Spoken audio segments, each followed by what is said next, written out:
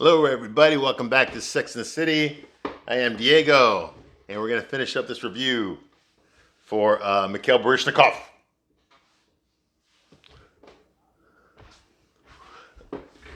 Yeah, that guy. Yeah. Mr. Fucking legs up in the air. Okay, yeah. All right. Anyway, yes. This is part 3 of my review for season 6, episode 12. The name of this episode is called The One, or not the, just one. One. That's the name of this episode. All right. So yes, okay. So I am Diego. I've watched every single episode of Sex and the City. Like I said, this is part 3. Okay, so please watch the other 2 first before you watch this one. Okay, because we're almost done with the episode now. Okay, I want you to be all caught up. Okay, so I've watched every single episode of Sex and the City, so I know what I'm talking about. Okay, I give you a straight man's point of view here. That's what I do here. That's different from every other review show. Okay, and I've seen a lot of them. Okay, I have seen a lot of the Sex and the City reviewists. Okay. And I have. I've seen a lot of people review the episodes. Uh, what I'm going to give you is something you ain't going to get from them.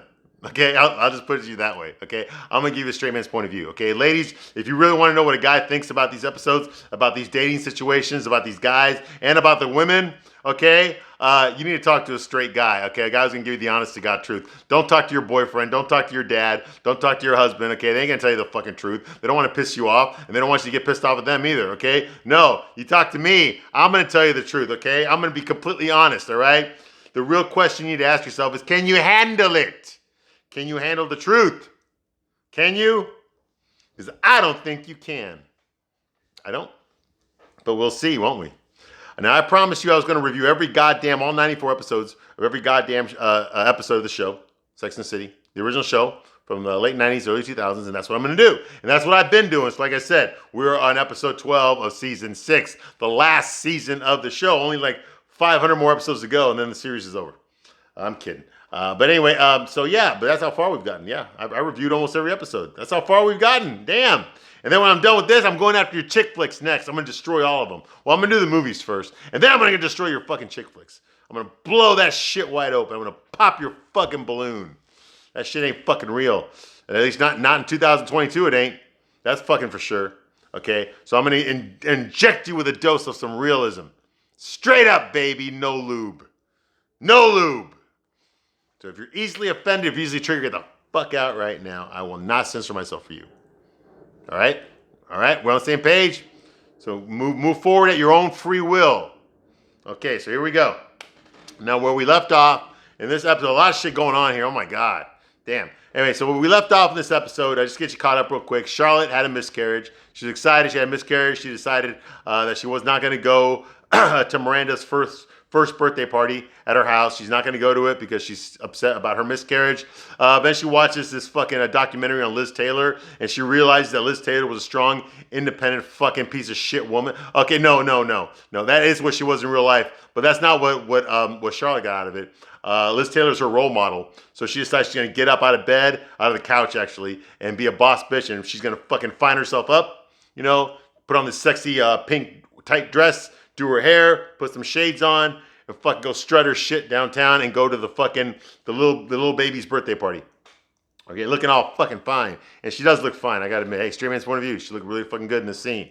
She had the whole fucking Audrey Hepburn look going on here, like Breakfast at Tiffany's, all right? But anyway, so she struts her shit downtown and goes to the birthday party afterwards because she's inspired by the fucking goddess Liz Taylor, who was actually a fat-ass piece of shit. Sound like anyone else on the show? Yeah, I know, right? Okay, anyway, so that's Charlotte. Samantha's all upset because she got a gray pube. Yeah, and rather than just fucking pluck it out or just shave it all off, she doesn't want to shave it because her boy toy, not boyfriend, her boy toy is Smith Jared, this fucking super good-looking guy. This guy is so fucking good-looking, I swear to God, he tried to fuck himself in the ass. All right. Anyway, he's so fucking good looking that she is going to do whatever he wants, except be his girlfriend, because like that would happen in real life. But anyway, she's upset that she's got a gray hair, so now she thinks she's getting old. Well, yeah, you kind of started getting old a long time ago, Samantha, but she just now realized it. So she decides to bleach her hair down there, or color it, but she left the dye on too long, and so now her bush looks like fucking like a Pennywise the fucking clown. So now, rather than just shave it off, and say, oops, Smith will understand. No, she decides to have a fucking meltdown. a nervous breakdown. Okay, like in public. Okay, in front of Carrie and in front of herself in the mirror. She decides that will be the more adult response. Because remember, she's the boss bitch, right? She doesn't care what no man thinks, right? Well, now apparently she does. Okay, because she fucking has a fucking psychiatric attack, an anxiety attack over this shit. Like all she gotta do is shave it off, but no, that's too much for her. She can't handle her mentally. She cannot handle it. Okay, so she has a meltdown. She shows her bush to fucking Carrie in the bathroom at a fucking at a 1-year-old's birthday party, no less. Carrie shows up. She got a date with some Russian artist named Alexander Potosky, who apparently has fucked every model at Studio 54 in the 70s. Well, he asked her out, so she's going to go out with him later on. They're going to have dinner at 1 a.m. Yeah, I know, right? Okay, whatever. So before that, she got to go to this birthday party for Miranda's son. Okay, his first grade birthday. She brought the present. She gets freaked out by a clown being there. And I'm like, dude, you know what, Carrie? You need to look at that clown that they hired for this party. Even though there's only one little kid in this party, you gotta look at that clown and get some fucking fashion tips from that clown dresses better than you, Carrie. Swear to fucking God, that clown dresses better than you. Okay, I know no one in this show will fucking call you out on your horrible fashion sense. I'm a fucking straight guy. I don't give a shit about women's fashion. I couldn't tell you a fucking Dwar from a fucking Louis Vuitton. I don't fucking know. All right, I know what looks good, and I know what looks like shit. Okay, and Carrie, a lot of times you look like shit. That's all I know. Anyway, but no one's ever going to call her out on that, right? No, she's a fashion icon. Look at Carrie. Fuck you. Fuck you. The shit I've seen Carrie wear, oh my fucking God, dude. She would have stopped traffic and not in a good way, all right? Like, I'm talking like goddamn fucking tourists would fucking run in front of her and fucking ask their picture to be taken with her. That's how fucking shitty she looks sometimes. Anyway, so she's there. She listens to fucking Samantha have her meltdown in the bathroom while she's trying to eat. She shows her a pussy. Okay. Meanwhile, the big plot here is Steve is there. Obviously, that's the kid's father. Steve's got a girlfriend named Debbie who's young, pretty, and nice to him. Everything that that Miranda's not. Okay. Meanwhile, Miranda's got a boyfriend who's super rich. He's a professional doctor for the New York Knicks. He's a black guy. He's handsome. He's suave. You know, he's charming. You know, and he's black. All the things that Steve is not. Okay, but that doesn't stop the fact that Miranda's still in love with Steve. Even though she treated him like shit every time they were together, she's always treated him like shit. She realizes now that she's still in love with him. And it bothers her that that he has a girlfriend that's prettier than her and that actually treats him nice. And then she just found out at this birthday party that she's in love with Steve herself. So now Miranda realizes that, you know, she needs to make her move right now or else she will lose Steve forever. I mean, come on. He is the father of her kid, right? He's the only guy she's going to meet that's going to put up with her bullshit. Her current boyfriend, Robert, does not know what a fucking bitch Miranda really is, okay? Because she doesn't want to show that side of herself to him. She's still trying to win him over, okay? And even though the show's not going to tell you this, I'm going to tell you this. She's afraid that a hotter, younger, better-looking girl is going to steal Robert away from her. Okay, and yes, come on, this guy fucking works for the New York Knicks. Okay, he's up to his fucking bicep in fucking cheerleaders. Okay, and groupies. All right, so yes, and he's a super good-looking guy, dude. He's a young Billy D. Williams here. Okay, he's a fucking Idris Elba. Okay, in a 3-piece suit. He's like the Black James Bond walking around. Okay, get the fuck out. Of course, he's gonna be attractive to women. All right, of course, he would never fall in love with a Miranda, but they're not going to show that on this episode either. No, they're not. Okay, just go with it, right? The show is written by gay guys, lesbians, and feminists, okay? That's why you need me. That's why I'm here, to tell you the fucking truth, because this show ain't going to tell you the truth, but I'm going to tell you the truth. Can you handle it? All right. Oh, my God. Don't get me started. So anyways, that's where we are. She realizes fuck her boyfriend. Well, she already did that. No, get him the fuck out of her life. She realizes she's still in love with Steve. So she makes her move in the laundry room when she went to go get the cake. He brought in there with a 1 candle. She sees the number 1 for her son's birthday. She sees his face. 1, he is the one. Get it? Title of this episode, the one. So she spills the beans about how she's still in love with him. And that if he takes her back, she's going to treat him like shit again. And then she's going to fucking dump him for some disgusting fucking Fred Flintstone looking New Kids on the Block fucking bitch. But that's not till later though, right? Right? That's till later. Right now, Steve's the one, right? Okay. Yeah. So that's going on here. And of course, Steve's still in love with her because he's a pussy. Well, he's not a pussy all the time. He does have a backbone. But yeah, apparently he's still in love with her too. Even though he's got a hotter, younger girlfriend that treats him like nice. that has a great relationship with his mom and his son. No. He'd rather go with Miranda. Oh well. Yeah, I know. Realistic, right? Okay. So yeah. Everyone sings happy birthday. They're all there. Robert's there. Miranda's there. Steve is there. All the girls are there. Charlotte shows up. She shows up, in her fucking tight pink dress and her sunglasses. And she meets her husband's already there. He went without her because she didn't want to go. So they're all singing happy birthday to 1-year-old Brady. He's got little red hair. He's a cute little kid, So they sing him happy birthday. Okay. And Charlotte tells Brady, make a wish. And of course, actually, Miranda's the one that actually makes the silent wish. You can tell that she's the one making the wish. And Miranda's the one that blows out the candle. All right. And then Steve goes up and gives his son, Brady, his 1-year-old son, gives Steve a kiss. And I thought that was sweet, because I have a little boy myself, and I remember when he was that age. And I just remember that, okay? So, yeah. So Miranda makes the wish. And I got to admit, it was a pretty good scene. In my last video, I explained to you why they were in love with each other, why I think Steve fell in love with Miranda, and why I think Miranda fell in love with Steve. I already explained that in the last video, in part 2. But it bothers me a lot because I see how their relationship developed. Even though I don't believe, I do believe that Miranda would one day just wake up and realize she's still in Steve. The only reason I believe that is because of her predicament. Okay, that she's a single mom, she's a bitch, she's fat. Fat. Well, she's hefty, she's big boned. Okay, and she's a downer, and she doesn't give a shit about anyone but herself. Okay, so these are not attractive qualities. Okay, she's not gonna be able to get her pick of the litter. Okay, when it comes to high value men. All right, so I can understand. She realized that this guy Steve is probably the best she's ever gonna get. Okay, and not just because she's in love with him, because he puts up with her bullshit. Okay, which is something that most guys will not do. I know I would. I won't. So she realized he's probably her best option, and she's lonely. She's got Robert Lee's, but her boyfriend Robert, she knows she's gonna have to compete with younger, hotter girls to keep him, and she doesn't want to do that. Steve's already got her on a pedestal. Steve's already seen her at her worst. She's seen her, when she's ugly, which is every day. He's seen her when she treats him like a bitch, and he always comes back to her. So yeah, she can kick Steve around. She cannot kick Robert around. Okay, because she knows that another girl will snatch him up real quick. So yeah, so I get it. All right, so that's why, and so yeah, that's that. Okay, so that's going on here.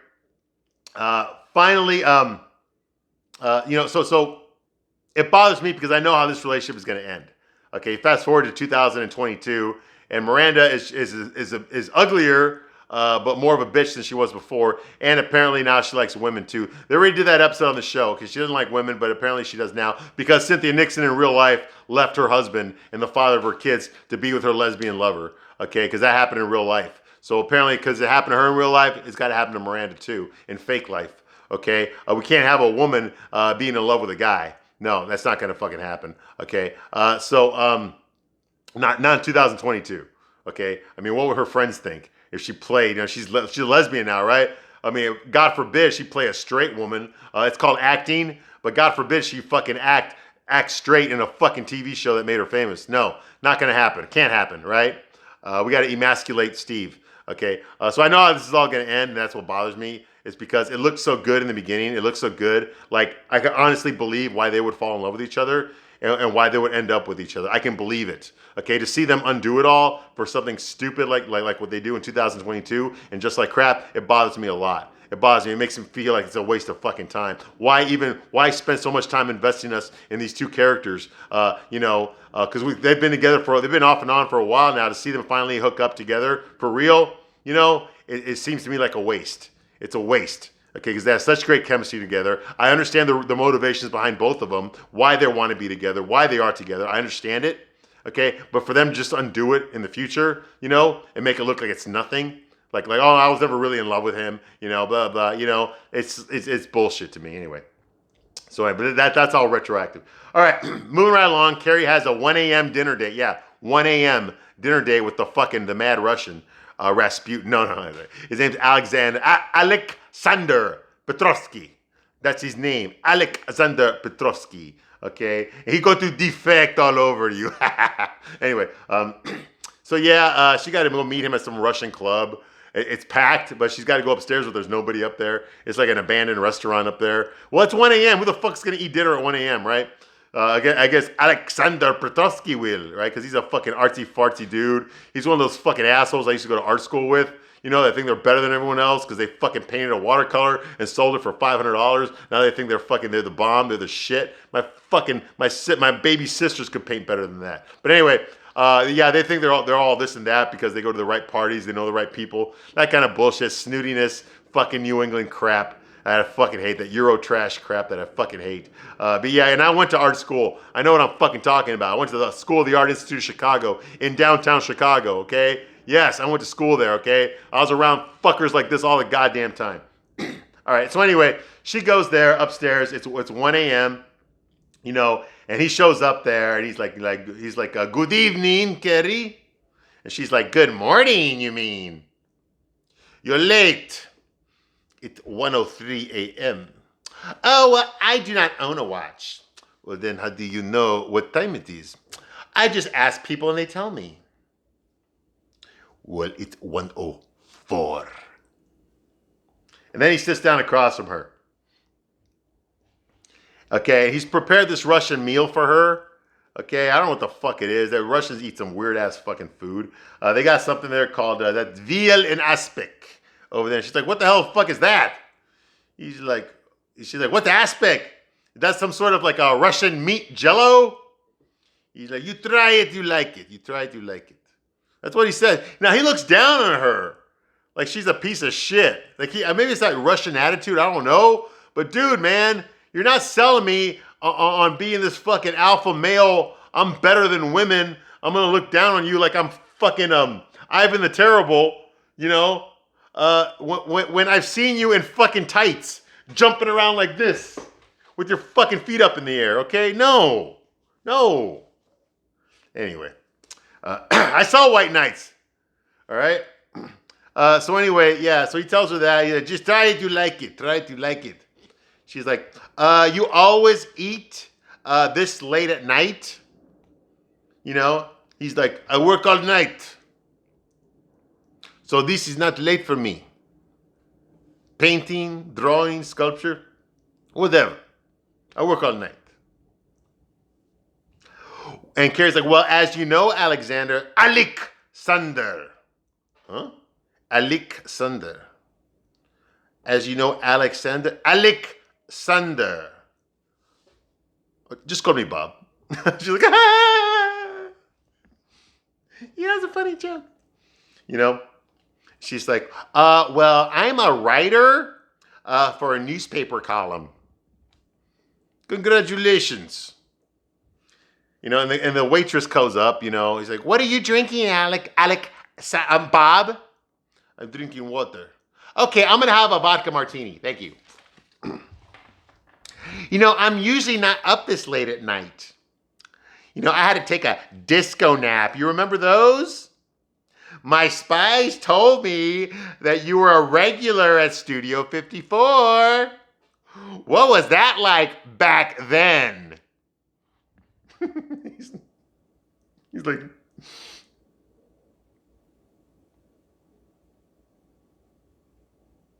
no, really, tell me about it. What's to remember? Martha Graham's face, Andy Warhol's wig. That's it. I don't think about the past. I think about today. What is going to happen today, tonight, and maybe tomorrow.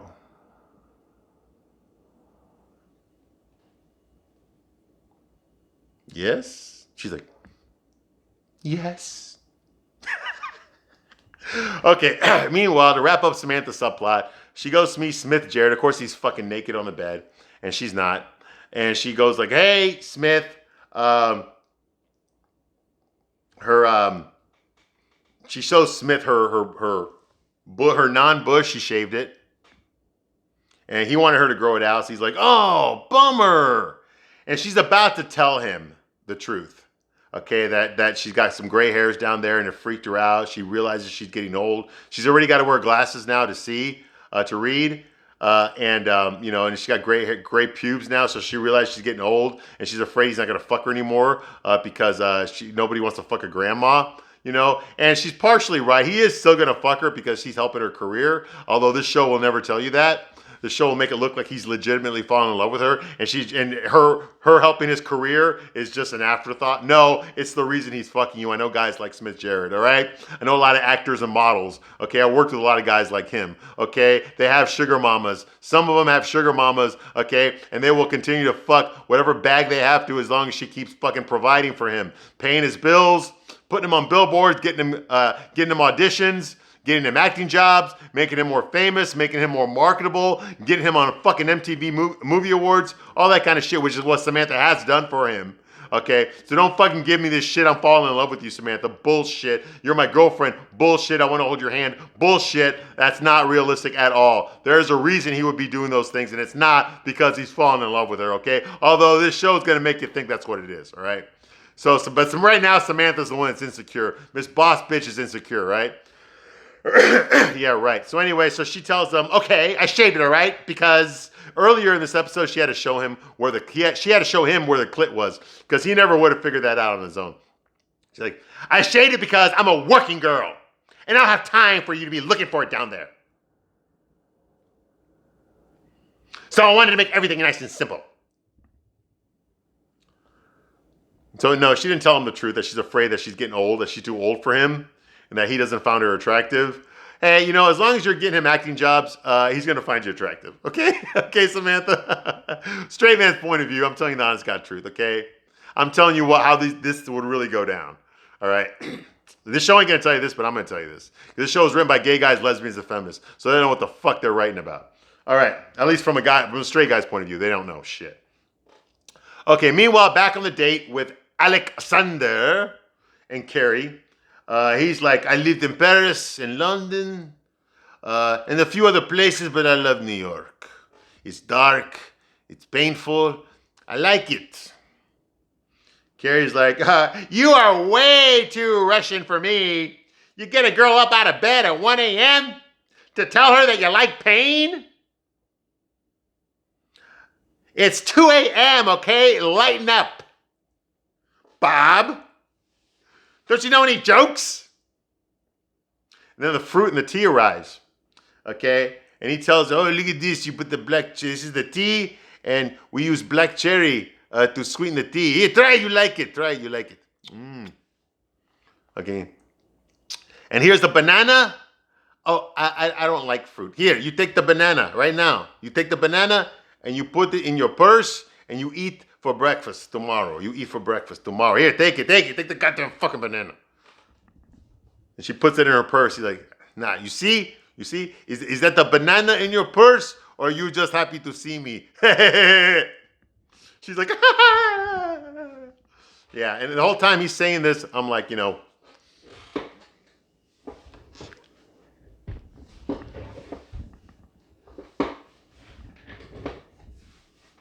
my tiptoes? Yeah, whatever. All right.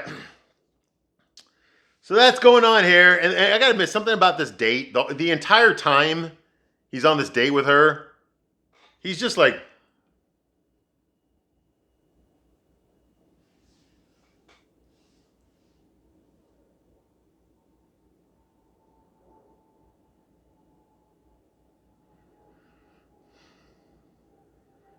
like that, like he's trying, like, sizing her up, He's like looking down on her, like she's beneath him, I couldn't help but notice that the way he's like, his physical appearance, his face, when he's looking at her, is just like looking down on her, like she's like a trash or something, Just like, damn, dude, like that's some bad vibes you got there.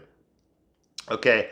So anyway, so they end up going to the exhibit. Now, that was what the date was about. They were going to have dinner at 1 a.m. And then at 3 a.m., they were going to go to the art exhibit, because there's an exhibit that he created where this woman is spending 16 days not eating and not talking. She's just stuck in the fucking gallery, okay, walking around with her frizzled hair, not taking a shower, not eating, and not talking for 16 days. So people are going to the gallery to watch her, see what she's doing.